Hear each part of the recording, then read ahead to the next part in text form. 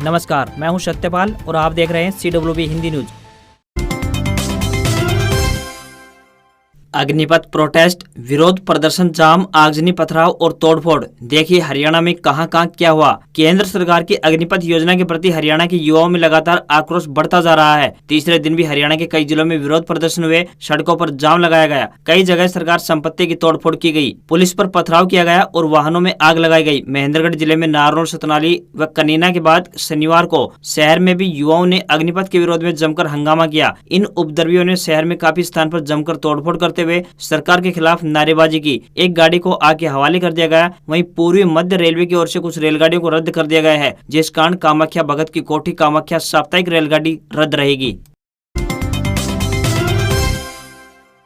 अग्निपथ के विरोध में हरियाणा रोडवेज का घाटा, बसें न चलने से हो रहा लाखों रुपए का नुकसान। अग्निपथ योजना का विरोध प्रदर्शन अब लोगों के लिए परेशानी खड़ा करने लगा है। शनिवार को महेंद्रगढ़ शहर में अग्निपथ के विरोध में प्रदर्शन के चलते दिन भर रोडवेज बस के पहिए थमे रहे, जिससे यात्रियों को काफी परेशानी का सामना करना पड़ा। दिन भर यात्री अपने गंतव्य पर जाने के लिए बसों का इंतजार करते दिखाई दिए। हालांकि कुछ स्थानों के लिए परमिट बस संचालन हुआ, जिससे यात्रियों को थोड़ी राहत मिली। बता दें कि उच्च निदेशालय की ओर से शुक्रवार की शाम को सभी महाप्रबंधकों को पत्र जारी कर जिन मार्गों पर युवाओं द्वारा विरोध किया जा रहा है वहां पर बस नहीं भेजने के निर्देश जारी किए थे, ताकि रोडवेज विभाग को अग्निपथ के विरोध में हो रहे प्रदर्शन के चलते नुकसान से बचाया जा सके। महेंद्रगढ़ बस डिपो से 9 बजे के बाद एक भी बस का संचालन नहीं हुआ। दूसरे डिपो से महेंद्रगढ़ आने वाली बसें बस स्टैंड पर आने के बजाय बाहर से सीधे दूसरे स्टेशनों के लिए रवाना हुई।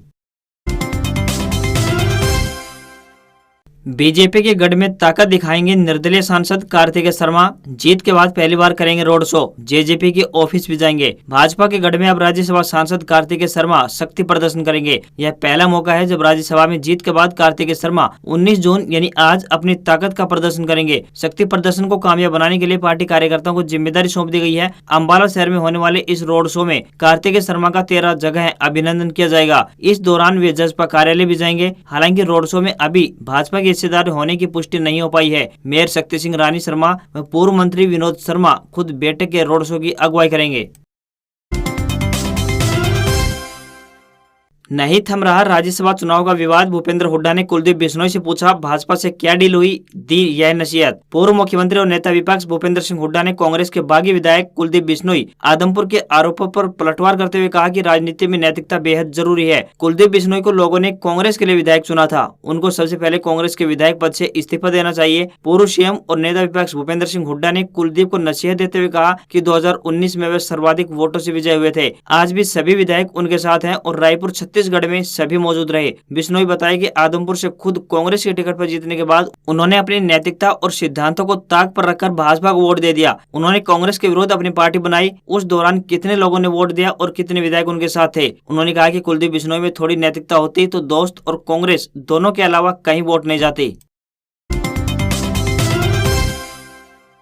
मौसम अपडेट। हरियाणा और दिल्ली एनसीआर में फिर होगी झमाझम बारिश। आईएमडी ने दिया ये बड़ा अपडेट। वर्तमान मौसम प्रणाली पश्चिमी विक्षोभ का असर मैदानी राज्यों खासकर हरियाणा, एनसीआर, दिल्ली, पंजाब, राजस्थान, उत्तर प्रदेश में लगातार जारी है, जिससे संपूर्ण इलाके में प्री मानसून गतिविधियां दर्ज की जा रही हैं। बरसात के कारण भीषण गर्मी और वेब लू का खात्मा हो गया है और बढ़ते तापमान पर विराम लग गया है। आने वाले 4 से 5 दिनों तक हरियाणा व एनसीआर, दिल्ली में प्री मानसून गतिविधियां जारी रहेंगी। संपूर्ण हरियाणा में एनसीआर में आने वाले 3 दिनों के दौरान बारिश की प्रबल संभावनाएं बन रही है। यह बारिश किसानों के लिए सोना साबित होगी तथा खरीफ की फसल जैसे ज्वार, बाजरा, मक्का, कपास, मूंगफली, जूट, गन्ना, हल्दी, दालें जैसे उड़द दाल आदि और मौसमी सब्जियों के लिए वरदान साबित होंगी। रविवार को भी निकाय चुनाव की गर्मी के बीच सुबह से बारिश होने की उम्मीद है।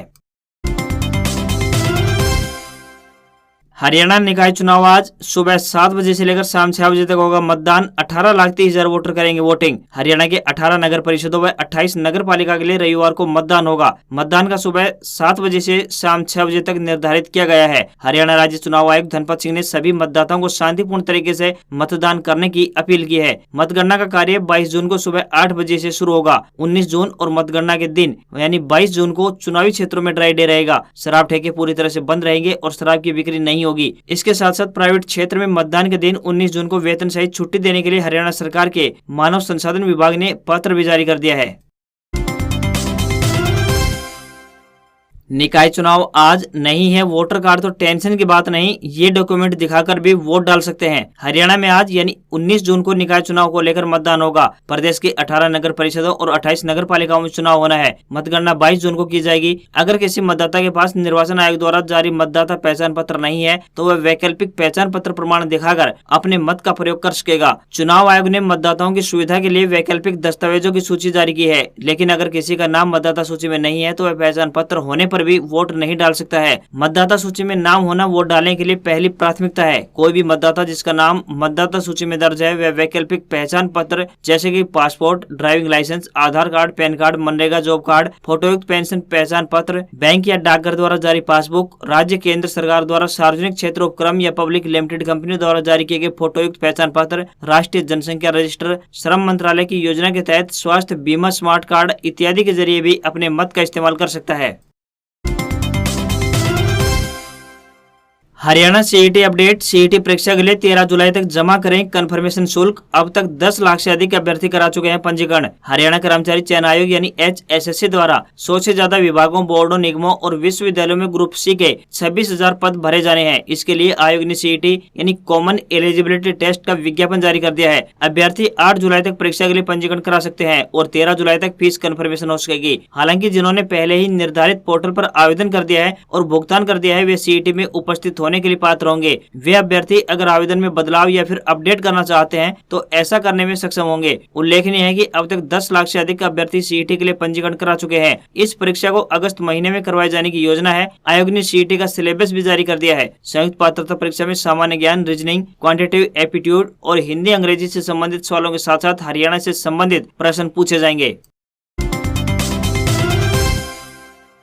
शैक्षणिक सत्र 2022-23 अपडेट। महर्षि दयानंद यूनिवर्सिटी में नए दाखिलों के लिए तैयारियां आरंभ। महर्षि दयानंद विश्वविद्यालय के कुलपति प्रोफेसर राजवीर सिंह ने विश्वविद्यालय के संकायों के अधिष्ठाताओं को सत्र 2022-23 की प्रवेश परीक्षा के सुचारू संचालन की तैयारियां प्रारंभ करने, सम सेमेस्टर की परीक्षा के सुचारू आयोजन सुनिश्चित करने तथा राष्ट्रीय शिक्षा नीति यानी NEP 2020 के तहत रोड मैप तैयार कर नए पाठ्यक्रम सर्जित करने के दिशा निर्देश जारी किए हैं। कुलपति प्रोफेसर राजवीर सिंह ने कहा है कि प्रत्येक संकाय अधिष्ठाता अपने अपने संकाय के विभागों की प्रवेश संबंधित प्रक्रिया की तैयारी प्रारंभ कर दे। इस संबंध में सभी जरूरी सूचनाओं शैक्षणिक शाखा को तुरंत संप्रेषित किया जाए।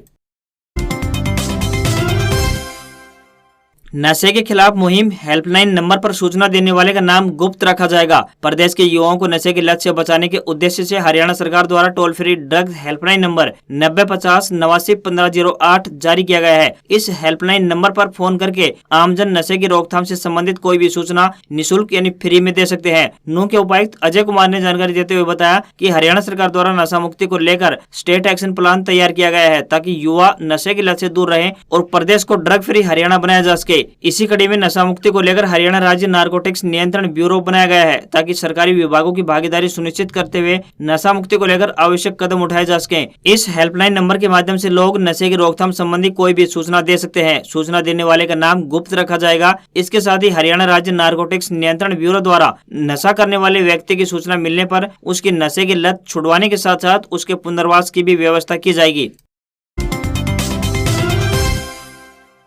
रेवाड़ी सैनिक स्कूल जॉब्स अपडेट। सैनिक स्कूल में आई अनेक पदों पर भर्ती, फटाफट करें आवेदन। रेवाड़ी सैनिक स्कूल द्वारा विभिन्न टीचिंग और नॉन टीचिंग स्टाफ के पदों पर भर्ती के लिए आवेदन मांगे गए हैं। जो भी उम्मीदवार इन पदों के लिए इच्छुक हैं वे अपने आवेदन ऑफलाइन माध्यम से भेज सकते हैं। आपको बता दें कि यह भर्तियां कॉन्ट्रैक्ट बेस पर की जाएंगी। जो भी उम्मीदवार इन पदों के लिए इच्छुक हैं वे भारतीय डाक के माध्यम से अपने आवेदन भेज सकते हैं। आवेदन करने की अंतिम तिथि 6 जुलाई 2022 तय की गई है। आपको बता दें कि LDC उम्मीदवार 10वीं पास होने चाहिए तथा उन्हें बेसिक कंप्यूटर का ज्ञान भी होना चाहिए। वहीं आर्ट मास्टर उम्मीदवार ड्राइंग आर्ट या फाइन आर्ट में डिग्री या डिप्लोमा होना चाहिए। वहीं जनरल OBC EWS के लिए 500 रुपए फीस तय की गई है। वहीं SC ST व महिला वर्ग के उम्मीदवारों को कोई आवेदन शुल्क नहीं देना होगा। मैच मैनेजर व LDC या नर्सिंग सिस्टर के लिए आयु सीमा की बात करें तो न्यूनतम आयु 15 वर्ष से लेकर अधिकतम आयु सीमा 50 वर्ष तय की गई है।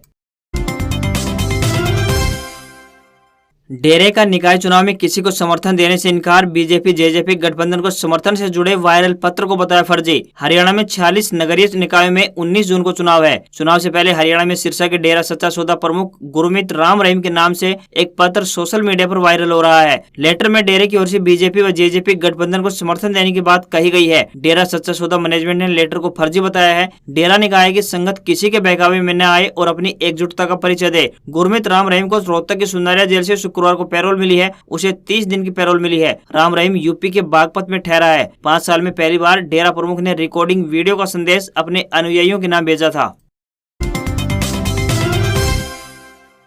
असम मेघालय में बाढ़ से 2 दिनों में 31 की मौत। असम में 19 लाख लोग प्रभावित। अगरतला में 60 सालों की तीसरी सबसे ज्यादा बारिश। असम और मेघालय में भारी बारिश के चलते हालात खराब हैं। पिछले 2 दिनों में बाढ़ और लैंडस्लाइड से असम में 12 तो वहीं मेघालय में 19 लोगों की मौत हो चुकी है। असम के 28 जिलों में 19 लाख से ज्यादा लोग प्रभावित हुए हैं, जबकि लगभग 1 लाख लोग राहत शिविरों में हैं। मौसम विभाग ने बताया कि मेघालय के मोसिनग्राम और चेरापूंजी में साल 1940 के बाद से सबसे ज्यादा बारिश हुई है। उधर दूसरी तरफ मेघालय के सीएम कोनराड संगमा ने बाढ़ में मारे गए लोगों के परिवारों को 4 लाख रुपए का मुआवजा देने की घोषणा की है। असम के करीब 3000 गांव बाढ़ से प्रभावित बताए जा रहे हैं। 43,000 से ज्यादा खेत बर्बाद हो चुके हैं। कई इलाकों में ब्रह्मपुत्र, गौरांग, कोपिली, मानस और पगलाडिया नदियों का जलस्तर खतरे के निशान से ऊपर है। दक्षिणी असम, त्रिपुरा और मिजोरम को जोड़ने वाली सड़क का एक हिस्सा लैंडस्लाइड में बह गया है, इसलिए सड़क का एक किनारा परिवहन के लिए बंद कर दिया गया है। उधर दूसरी तरफ प्रधानमंत्री श्री नरेंद्र मोदी ने शनिवार को असम के मुख्यमंत्री हेमंत बिस्वा शर्मा से फोन पर बात कर बाढ़ का जायजा लिया और केंद्र की ओर से हर संभव मदद करने का आश्वासन दिया।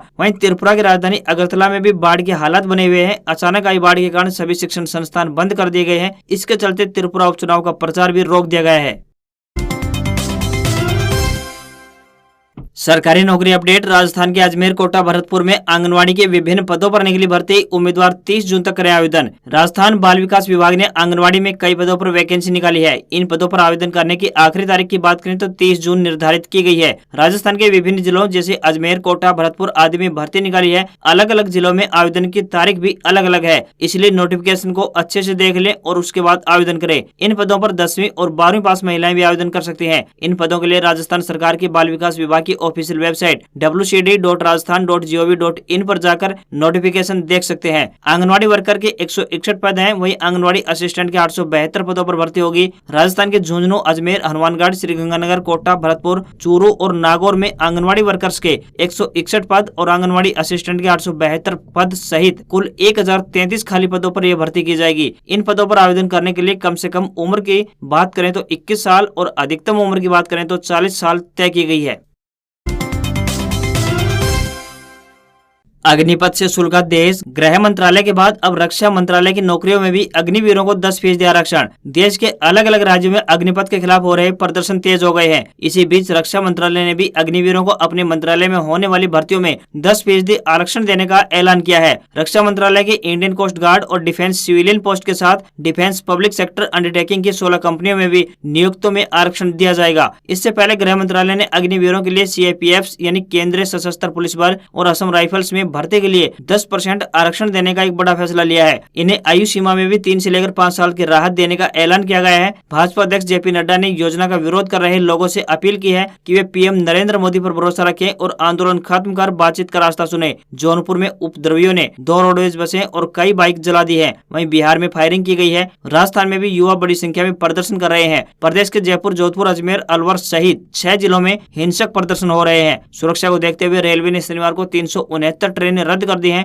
रक्षा मंत्री राजनाथ सिंह ने ऐलान किया है कि अग्निवीरों को रिटायरमेंट के बाद सस्ता लोन दिया जाएगा और सरकारी नौकरियों में भी प्राथमिकता दी जाएगी। ये युवा आजीवन अग्निवीर कहलाएंगे। ट्रेनिंग क्वालिटी से समझौता नहीं किया जाएगा। 15 जिलों में 19 जून तक इंटरनेट सेवा बंद कर दी गई है। साथ ही चलते चलते आपको एक जानकारी और बता दें कि हरियाणा के रेवाड़ी जिले में भी सुबह 3:45 बजे इंटरनेट सेवाओं पर रोक लगा दी गई है। आज खबरों में बस इतना ही। देखते रहिए CWB हिंदी न्यूज। नमस्कार।